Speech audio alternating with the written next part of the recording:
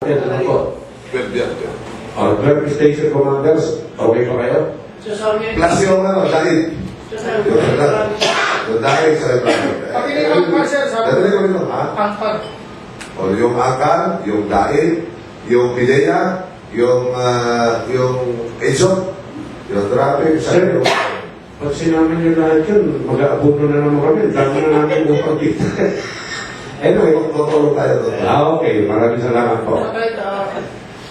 Sino? Wala pa lang sir, yung nirate nyo ng mga palang-resibo sa Banawe, mga sasakyan, yung mga shop.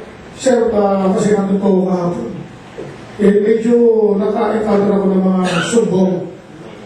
Yung mga maliit lang pala ang nirate natin na nahulihan ng mga item, pero yung pala, mga display lang nila, pero sila yung mekaniko na gumagawa. Ang mga nagpagawa kayo ng kotse, tinanggalin siya, i-display nila para makaakit pansin.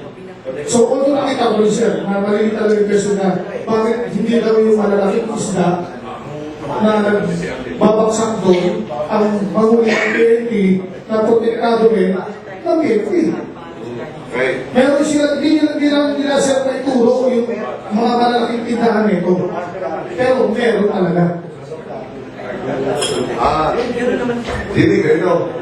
Meron yung asosasyon doon, di ba? Yung exporter, yung gano'n, di ba? Yung asosasyon na gano'n. Sila yung nagbibigay ng target kasi kung itong organisasyon kasi na ito, ito yung pumoprotekta sa business nila ng PBA. So, yung impormasyon na to, bago i-validate natin, nanggaling sa kanila. Ngayon, kung sabi niya yung malalaking isla, sabihin nila sa amin para meron tayo hindi nakita. Open naman tayo. Okay lang. Ito naman kasi, nakita mo naman walang permit. Wala yung clearance sa PNP. Kasi mga invoices. Wala yung sila produce sa organisasyon. Kasi, once na hindi lang yan bro, para kang siya yun doon.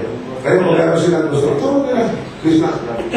Okay sir, that's the love. Kasi yung kung compare natin yung Banawe sa Makati, may mga asosasyon din po sila dyan sa pamilista.